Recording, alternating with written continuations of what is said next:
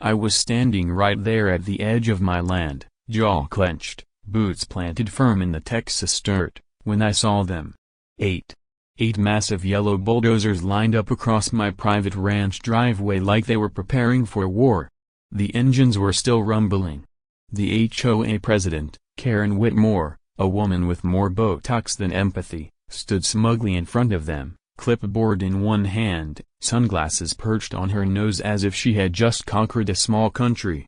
"You are officially blocked from using this driveway until you comply with HOA regulations," she barked, arms folded.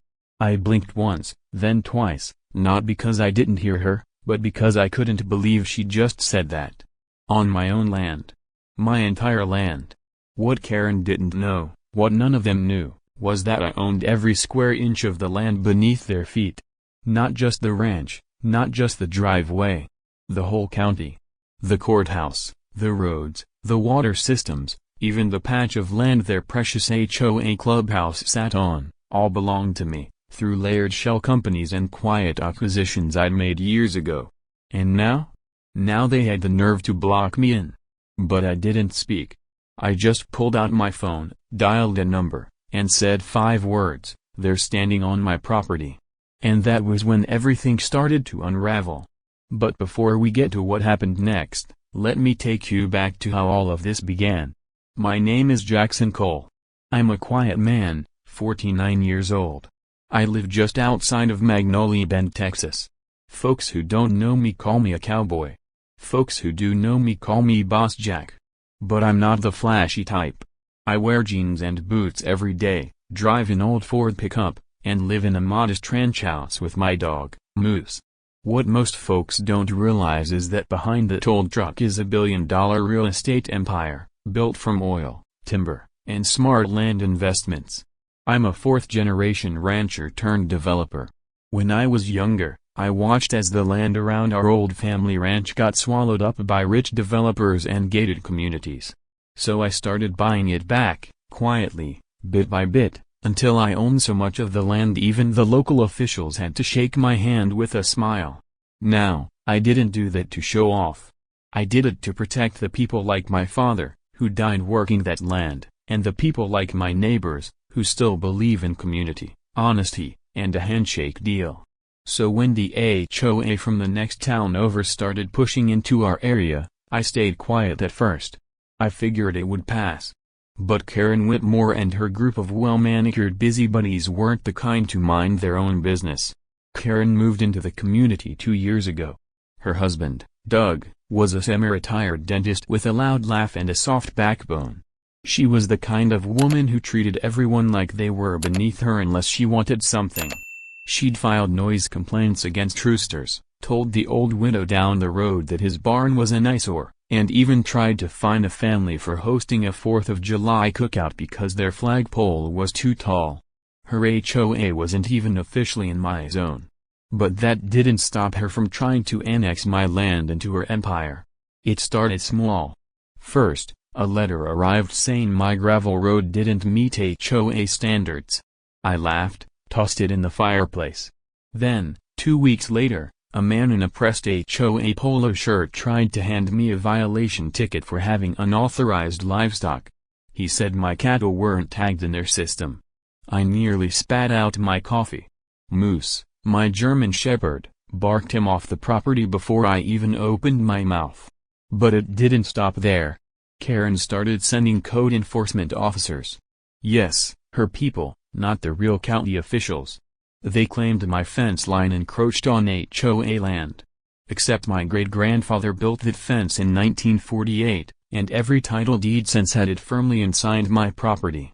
I called my lawyer, Raymond, one of the sharpest men in boots, and we laughed about it over lunch. But then she crossed a line. I came back one Sunday afternoon from checking the irrigation system to find my main ranch driveway, the only paved entry point, completely blocked. 8 bulldozers. 8. Each of them parked diagonally, engines still on, exhaust coughing into the air like dragons from hell. Karen was standing in front of them like she was the general of some suburban army. She had a camera crew filming everything, probably trying to make a video for her HOA newsletter. I kept my voice calm. "Is there a problem here?" I asked. She turned slowly, like a villain from an old Western movie. "Mr. Cole," she said, dragging my name out. "As per Section 5C of the HOA Community Conduct Code, you are officially non-compliant. Until further notice, we are restricting access to this road." My fingers tightened around my phone. "You blocked my ranch," I said. She smiled. "It's not your ranch anymore, Jack." I gave her a long look, a deep, steady breath. Then I made the call. Now, let's rewind a bit. The reason I stayed quiet for so long wasn't fear. It was patience. I believed in neighborly peace. On giving people a chance to correct their course before consequences hit. I'd seen too many ranchers lose everything because of lawsuits, fights, and bad blood. And believe it or not, I didn't hate Karen. I felt sorry for her. I could tell she was a woman who didn't know who she was without power. She needed control to feel important. People like her usually burn themselves out. But that day, when she blocked my driveway with machinery meant for war, that's when I knew she had to learn a hard lesson. The kind of lesson that leaves a lasting mark. Not with hate, but with truth and kindness too. Believe it or not, because sometimes the kindest thing you can do for someone is stop them before they destroy everything, including themselves. For you, a free like is easy. But for me, it is the greatest support and encouragement. For this video, can you give me 1 like and 1 subscription? Thank you very much. So when I made that call, I didn't call the sheriff. I called the county commissioner, Tom Benson, a good man I'd known since high school. Played linebacker back then. Now he runs the entire county office. He answered on the first ring. "You serious, Jack?" he said, dead serious. "You want me to come in person?" I looked at Karen, still standing there with her arms crossed and her smug grin. "Oh yeah," I said. "Bring the whole crew." That's when I saw Karen's face change. Because behind me, headlights started coming down the long dirt road, 3 county SUVs. And Tom wasn't alone. He brought the fire marshal, the zoning director, and the county's chief land assessor. Karen's jaw dropped, and I hadn't even said a word yet. But that's where I'll pause for now, because what happened next? Well, let's just say it changed everything for Karen, her little clipboard army, and the entire HOA. Where are you watching from, folks? Drop it in the comments below because trust me, you don't want to miss what comes next. The first SUV rolled to a stop right behind me, its red and blue county seal gleaming on the door. Commissioner Tom Benson stepped out like he owned the place, which, ironically, I still did. He wore his usual cowboy hat, a brown suede blazer, and that same crooked smile he used back when we used to skip algebra class together. Karen's camera crew turned toward him, probably assuming he was on her side. Wrong move. "Morning, Jack," Tom said as he shook my hand firmly. "Afternoon, Tom," I said, my voice calm but sharp. "Appreciate you coming." Karen pushed past 2 bulldozer drivers like she was storming the stage. Excuse me. Excuse me. This is HOA jurisdiction, and you're trespassing on our regulated property." Tom turned his head slowly, took off his sunglasses, and looked at her like she'd just insulted his mama. "Ma'am," he said slowly, "I think you've made a serious mistake. This driveway, this land? It's not yours. It never has been." Karen blinked. "That's impossible." My team pulled the maps. This road borders HOA residential zones 8 through 12. That gives us enforcement rights under municipal code. "You're quoting the wrong county code, ma'am," interrupted Sylvia Hargrove, the county zoning director, stepping out of the second SUV with a thick file in her hands. "We've reviewed this entire property's jurisdiction 5 times over. All 4,200 acres, plus this driveway, fall under one private owner." Sylvia looked at me and smiled. His. The silence that fell on the dusty ranch road was thick. Karen's mouth opened, then closed. She looked back at her bulldozer operators, then at her clipboard, like it could somehow save her. But he can't. He's just a rancher. Tom chuckled. "Karen, Did you really block the driveway of the man who literally owns the entire tax grid you live on? At this point, the bulldozer guys started turning off their engines one by one. You could feel the tension snapping in the air like old rubber bands. I stepped forward, finally. Not to gloat, but to speak truth. "Karen," I said, "I tried to be patient. I let the letters go. I let the phony fines go. I even let your fake toad enforcement team walk my land. But you crossed a line today. Not just with me, but with every honest landowner who's tired of being bullied." She didn't say anything, just stood there blinking, fingers clutching the clipboard like it might float her away if she squeezed hard enough. "You know what the saddest part is?" I continued. "I would have helped you. I fund ranch improvement programs. I donate to local farms. I even built the community center your HOA rents for your weekly meetings. All you had to do was ask." That's when Doug, her husband, slowly walked over from his SUV parked down the road. He looked tired, like a man who'd been pretending to be okay for far too long. "Karen," he said quietly, "I told you to leave Jack alone." She spun on him like he was a traitor. "You knew?" "I've always known," he said. "Everybody in town knows who Jack is. You just never listened." Karen dropped her clipboard, and for the first time, she looked small. But I didn't want pity. I wanted peace. So I turned to the crew. "Go ahead and move the bulldozers. Tell your bosses you're standing on private land with 8 counts of illegal obstruction." Tom raised a hand. "We'll handle citations from here." As the drivers climbed back into the machines and started reversing one by one, the dust began to rise again, but this time it was clearing the path, not blocking it. Still, I knew this wasn't over. Not by a long shot, because Karen didn't walk away. No.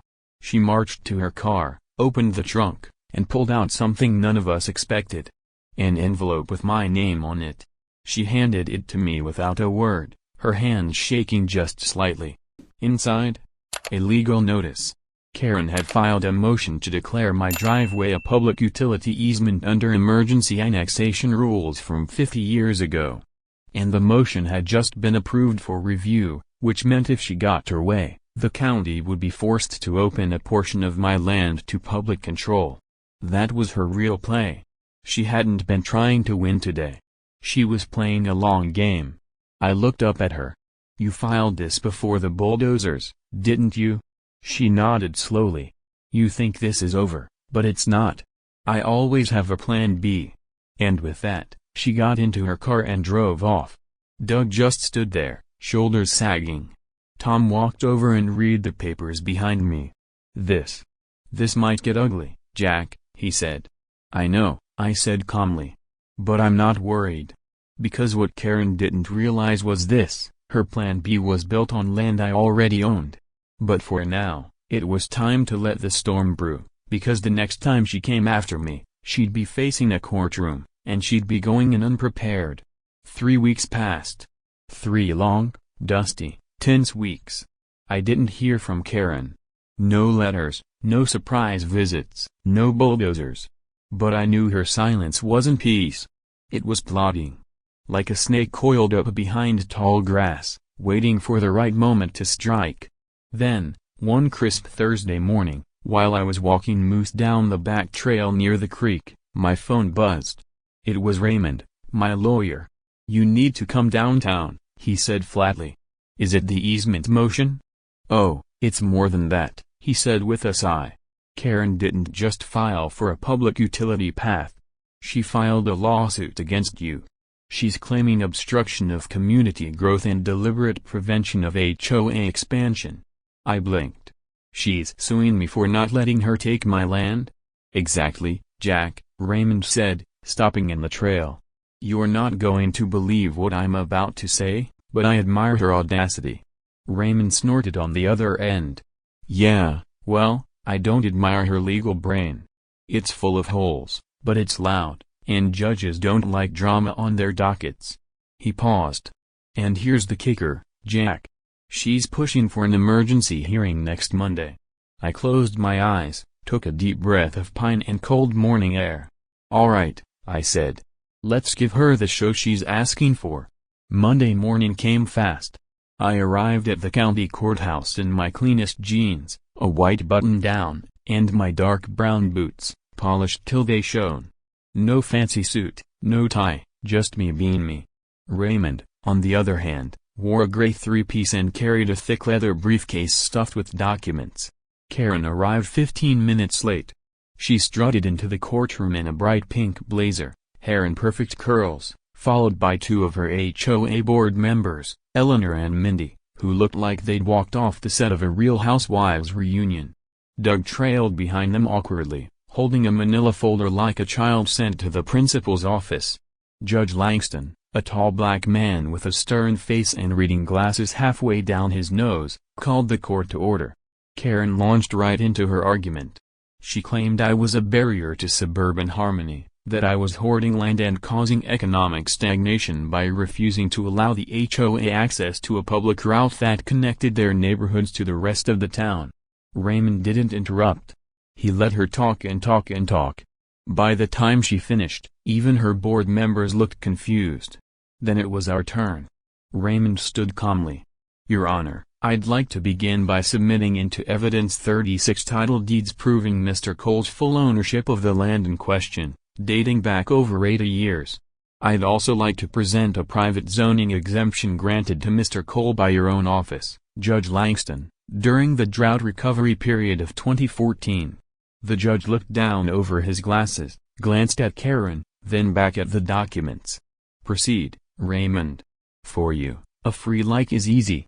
But for me, it is the greatest support and encouragement. For this video, can you give me 1 like and 1 subscription? Thank you very much. We'd also like to introduce emails from Ms. Whitmore threatening personal retaliation if Mr. Cole refused to join the HOA, as well as photos of the 8 bulldozers used to blockade his driveway without a single legal permit. Karen stood up, red-faced. Those were symbolic. That wasn't actual enforcement. Tell that to the cattle that couldn't get to their water tank for 8 hours, Raymond snapped back. Judge Langston raised a hand. That's enough. He leaned back in his chair, steepling his fingers. Ms. Whitmore, I don't see a single shred of legal backing for your claims. You filed an emergency motion based on growth potential, but you can't claim land that isn't yours. Mr. Cole has been patient, in fact, too patient. He adjusted his glasses. I'm denying your request, and I'm granting a temporary restraining order barring you and your HOA from approaching Cole's property until further review. If I hear of any more stunts, I will consider sanctions. Karen gasped. Eleanor dropped her water bottle. Doug? He looked relieved. But the drama wasn't over yet. Because just as I was stepping outside the courthouse, ready to head back home and finally enjoy some peace, a black SUV screeched to a stop in front of me. A man stepped out. Tall, bald, sharp navy suit. He flashed a badge. Mr. Cole, he said. I'm Special Agent Miles Turner with the Federal Land Use Commission. We need to talk immediately. I blinked. About what? He handed me a sealed envelope. About some land transfers that seem highly unusual. Some of your acquisitions may have crossed federal boundary lines. And just like that, everything I'd built, every acre, every quiet deal, suddenly felt like it was hanging by a thread. I glanced back at Karen, who was now watching from across the parking lot, a wicked smile curling across her face. She had found Plan C, and I hadn't seen it coming. What had she uncovered? Had someone tipped her off, or was this something bigger than both of us? Because next time, we're digging deeper, and things are about to get dangerous. Agent Miles Turner didn't smile. He didn't frown either.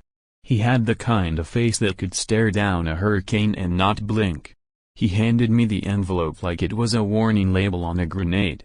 This isn't an arrest, Mr. Cole, he said calmly.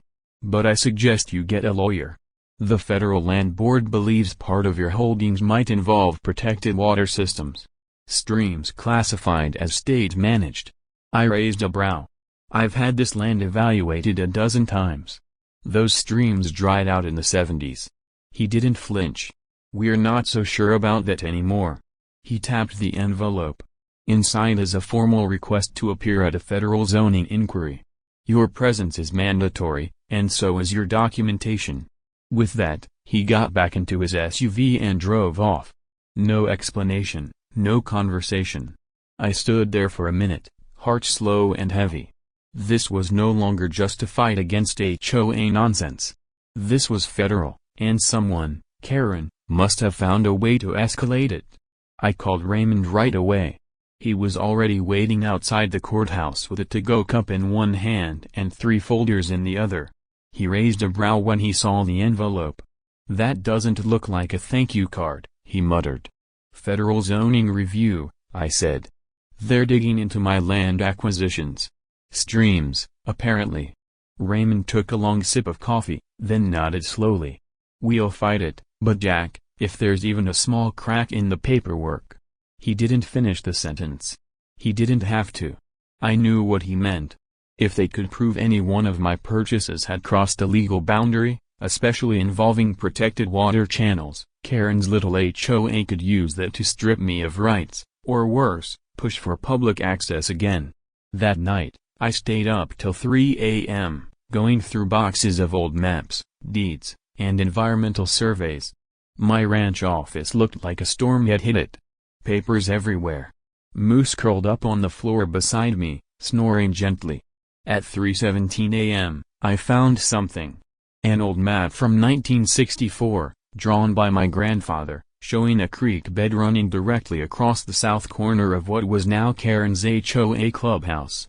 Except that creek was no longer there. It had dried up. Or so I thought. I drove out before sunrise, parked near the fence line behind Karen's clubhouse, and hiked through the scrub brush with a flashlight. And then I saw it. A faint trickle of water, thin, barely more than a snake trail, but real. A spring-fed stream that had quietly come back to life during the past wet season, and it was running across my land, directly under her clubhouse. My mouth went dry. Because if this stream was now classified as active, Karen had just built her entire HOA headquarters on federally protected wetland. She had just started a war she didn't understand, and I held the nuke. I returned home at dawn. Raymond arrived by 10 a.m., and we began piecing everything together. "You realize what this means, right?" he said, flipping through environmental code books. "If that stream's alive again, she's violating federal development laws. No permits, no compliance. That building is illegal." I nodded slowly. "She came after me with bulldozers and lawsuits. I let it go. But this. She brought the feds into my business. She's about to find out what that costs." Still, I didn't want revenge. I wanted truth. So I made a call.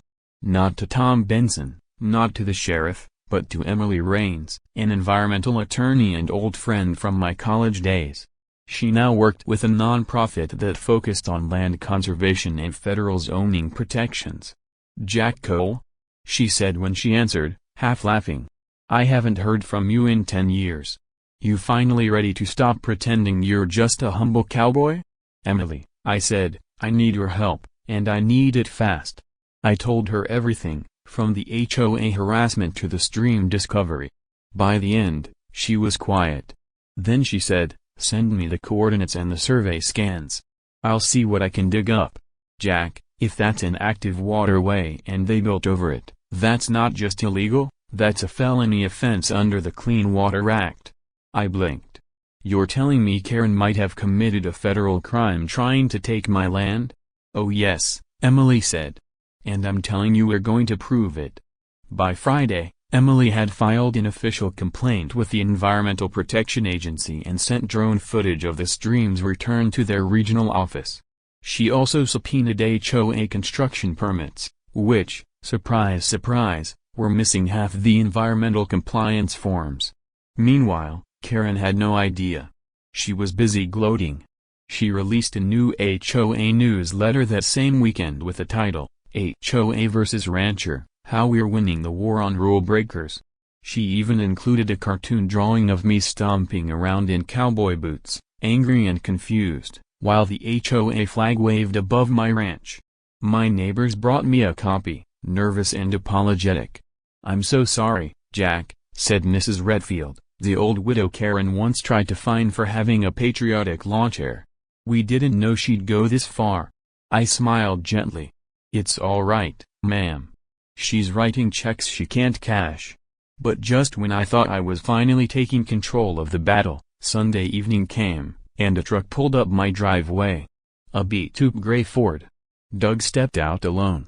He held a duffel bag, his hands trembling. "Jack," he said. I didn't know where else to go. "Karen. She kicked me out." I blinked. "What?" "She said I embarrassed her. That I betrayed her. She took my name off the joint account, changed the locks, and then—" He paused, voice cracking. "She called the sheriff, said I threatened her. I didn't, Jack. I swear. I just begged her to stop all this." My heart sank. Doug wasn't a bad man. Just a man who'd been steamrolled by his wife's ambition. I opened the door wide. "Come in, Doug. You're not sleeping in your truck tonight." He stepped in, head low. But neither of us saw what was coming next. Because 20 minutes later, my phone rang. It was Emily. Her voice was tight. "Jack, we just received a cease and desist from a private security firm. Karen has hired a private team to patrol the stream zone. Armed guards. She's blocking federal agents from entering the clubhouse grounds."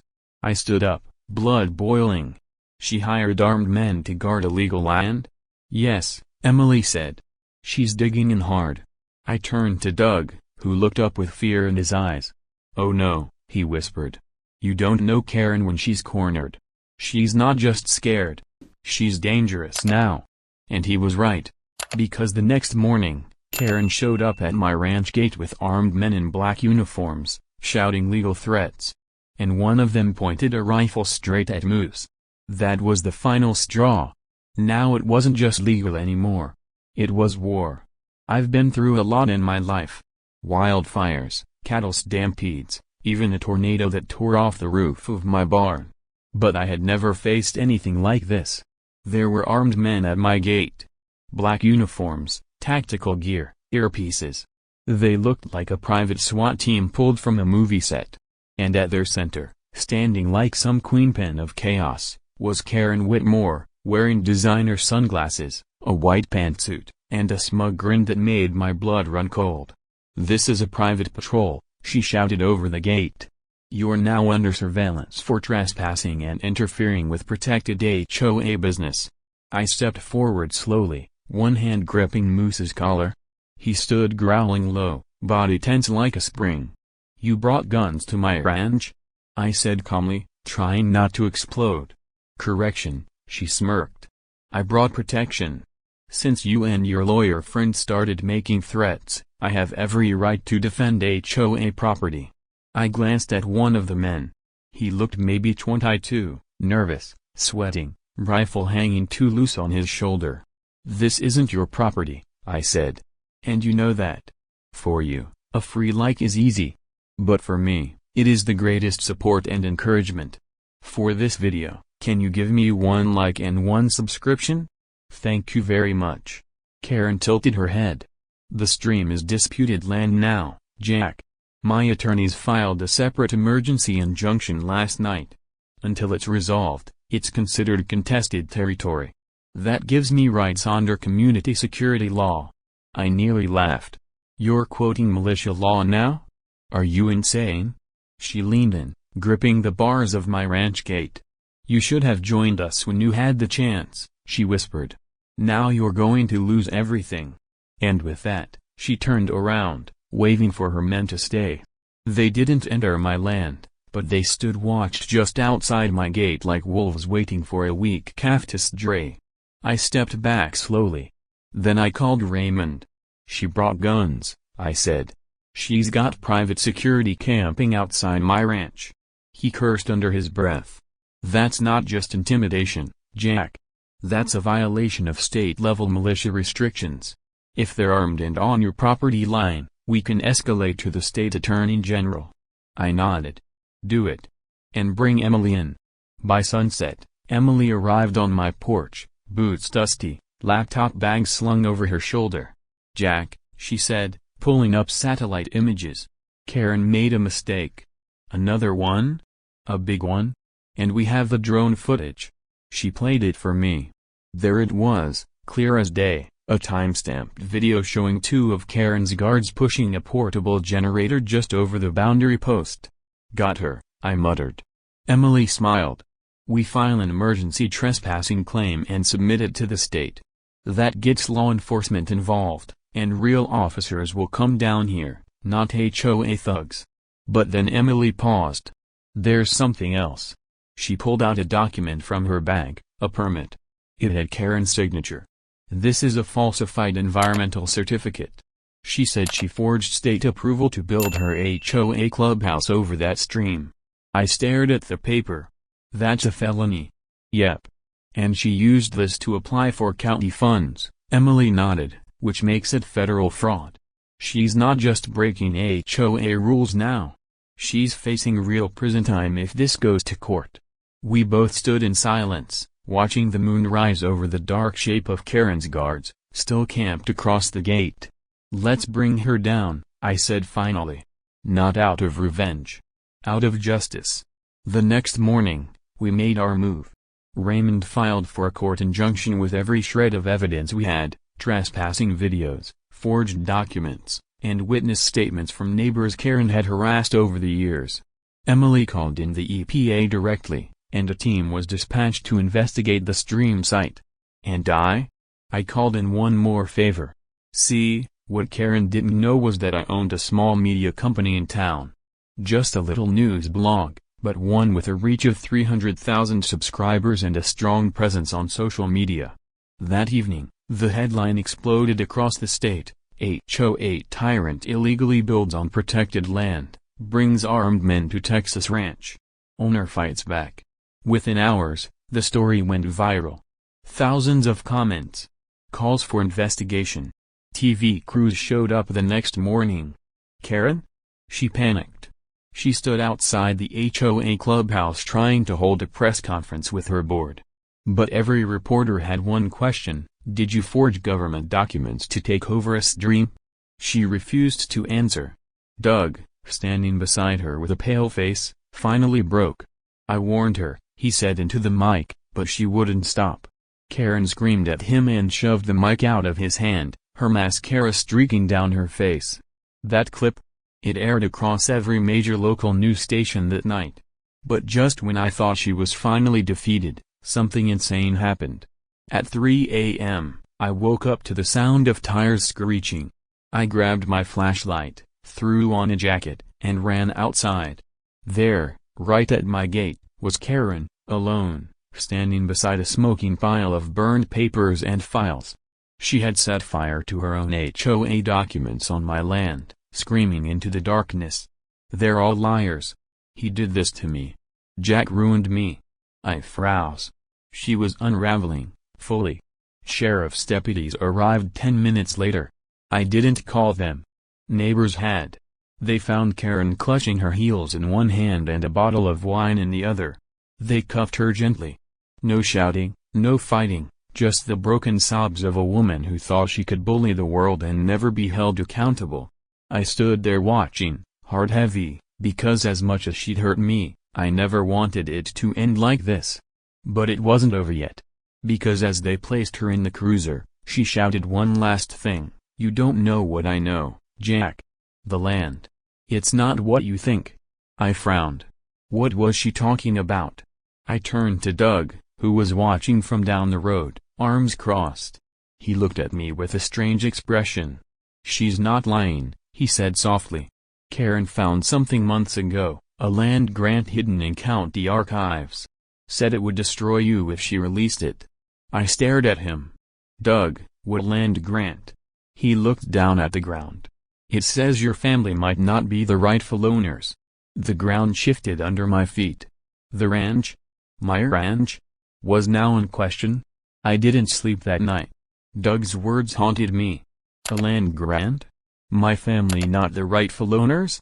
It didn't make sense. My grandfather, Thomas Cole, Sr., had purchased this land in 1946 with a handshake and a thick paper deed signed by the county clerk.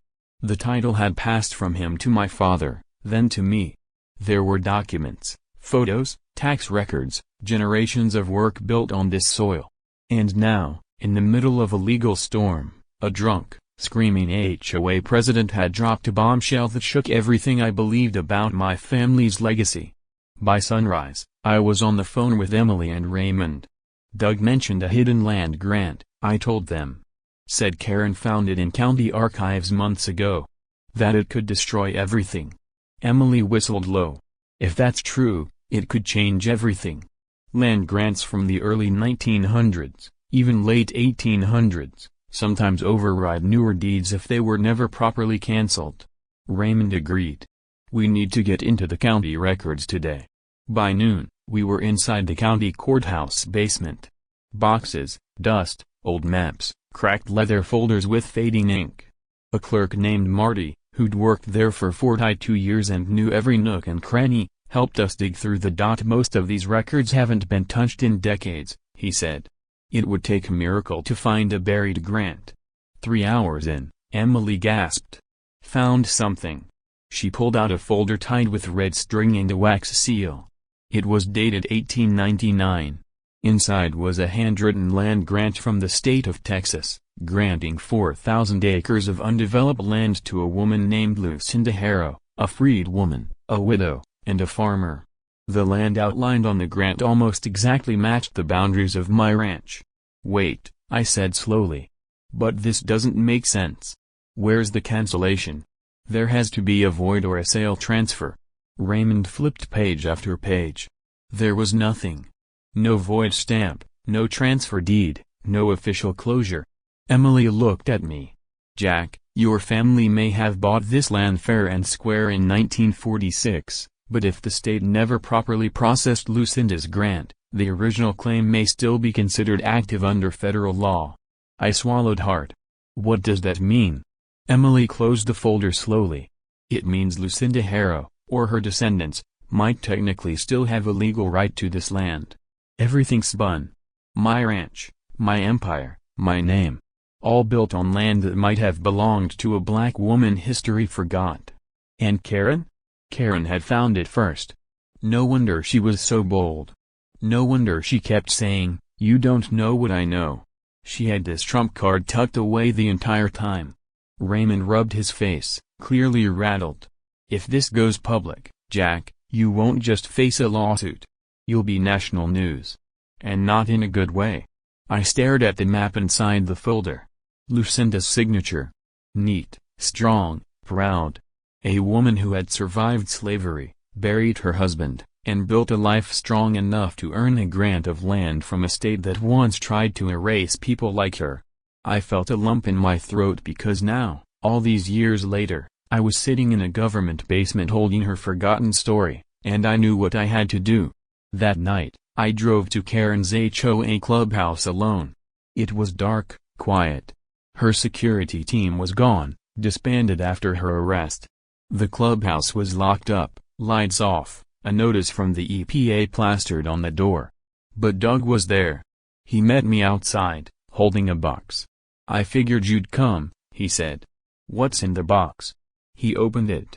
Inside were Karen's personal files, notes, blueprints, even a journal. One folder was labeled the Harrow claim. Karen found it 6 months ago, Doug said. She had a plan. She was going to find Lucinda's descendants and negotiate with them. Her words, offer them hush money or trick them into signing over the rights so she could force you off the land. I stared at the papers. She never found them? No, but she got close. She hired a genealogy firm. There's a name here, Ava Harrow, born in 1990, lives in Houston. I took the name, the file, and drove back in silence. The next morning, I stood in front of a modest brick home in the outskirts of Houston.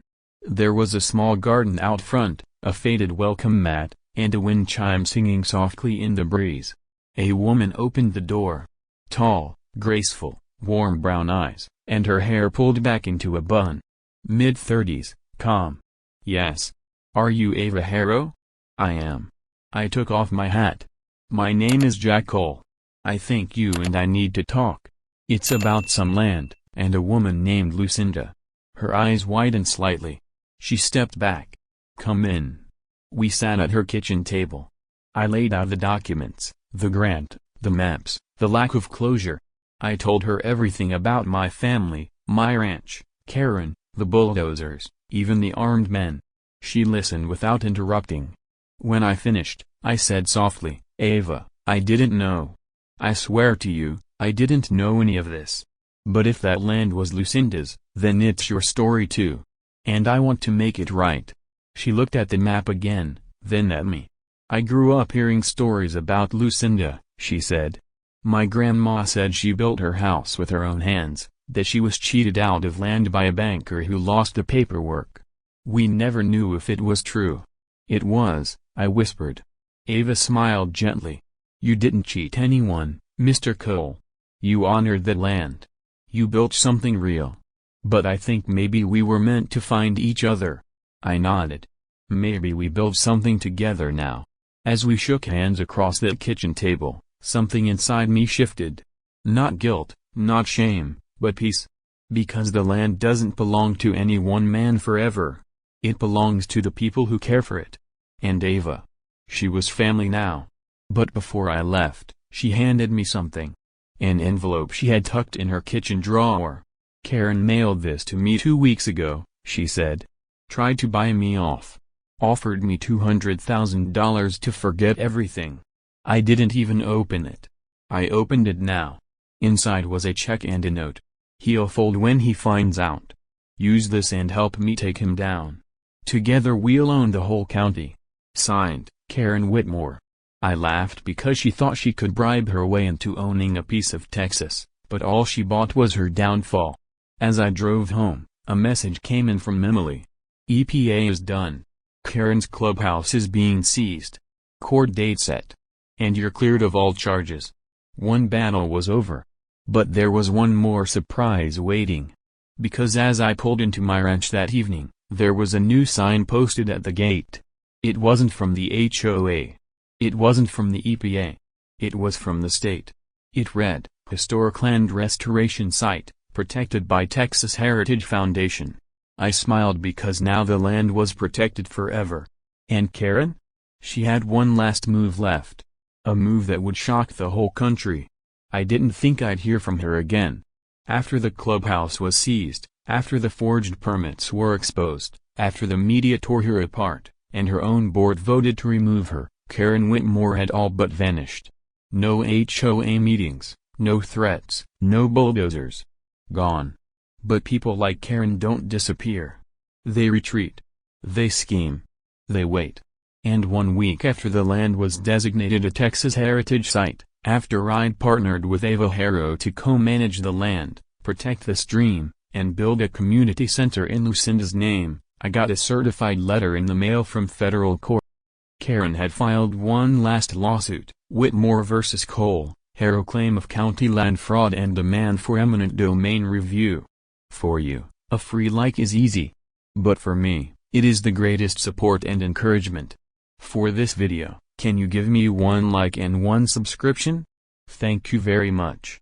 She was accusing me and Ava of colluding to defraud the public of land meant for suburban development. She was trying to invoke eminent domain, the government power to seize land for public use. She wanted my ranch again, but this time, she wanted the entire county.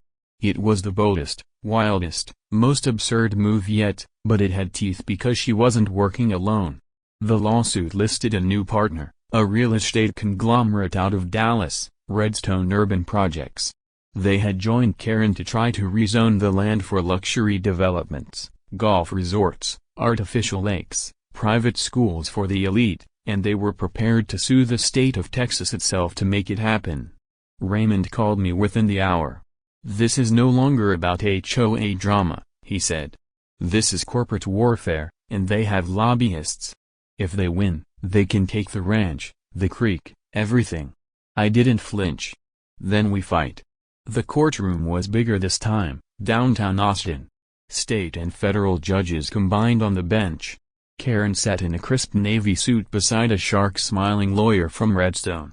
A man named Bennett Cross, slick hair, $2,000 shoes, and the attitude of someone who's never heard the word no. Ava sat beside me in a modest green dress, calm and composed. Emily and Raymond each had their own stack of files, nearly 3 feet high. It was David versus Goliath, except David had receipts. Bennett opened the case with a smooth voice. Ladies and gentlemen of the court, the land in question is underutilized. My clients, Ms. Whitmore and Redstone Urban Projects, seek only to elevate this land for the public good, job creation, education, community parks, revenue. Our intent is not to take, but to transform. Karen nodded, her face tight but polished.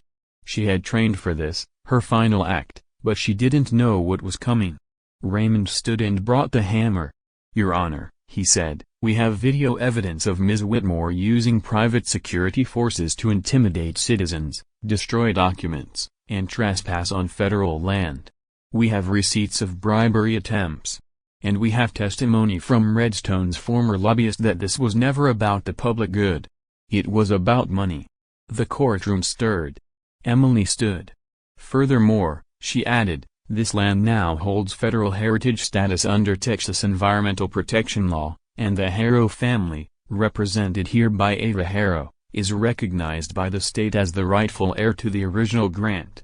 She turned to Ava, who stood gracefully and said just one sentence, my ancestors' hands built that land, and we're not selling. A murmur rippled through the courtroom. But it wasn't over because then Raymond pulled out the final piece. Your Honor, we would like to introduce a recorded conversation between Ms. Whitmore and a Redstone executive where she admits the entire plan was revenge-driven, not civic duty. Karen's face dropped. The audio played, Jack Cole thinks he's untouchable. I'll burn that land to the ground before I let him win. The Harrow girl. She'll cave. They all do when they see the money. Gasps. Karen covered her mouth. The judges conferred. 30 minutes later, they returned. The lead judge cleared his throat. This court finds the plaintiff's case without merit. The request for eminent domain is denied. Furthermore, an investigation into fraudulent use of legal channels will be opened against the plaintiff and Redstone Projects. Karen staggered back. Her world gone. Her power gone. Her name now a national scandal. Security escorted her out of the courtroom. Not in cuffs, but in ruin. Bennett followed, eyes dark, already planning his next lie somewhere else. But in that room, we had peace. Real peace. Back at the ranch, Ava and I stood beside the creek. The water shimmered in the late afternoon sun. Moose chased butterflies nearby. Lucinda Harrow's legacy would now be honored forever. We put up a new sign by the trail that ran through the stream, Lucinda's Way, protected by love. And just as we were hammering it into the ground, a group of neighborhood kids ran by, laughing, playing, waving. Not scared. Not fenced in. Free. That's how it should be. Not run by fear or fines, not ruled by Karens with clipboards or billionaires with bulldozers, but built on kindness, built on respect, built on truth. So that's the story of how the HOA blocked my ranch driveway with 8 bulldozers, trying to claim what wasn't theirs, not knowing I owned the entire county and the heart to protect it. Thanks for writing this journey with me. Tell me, where are you watching from?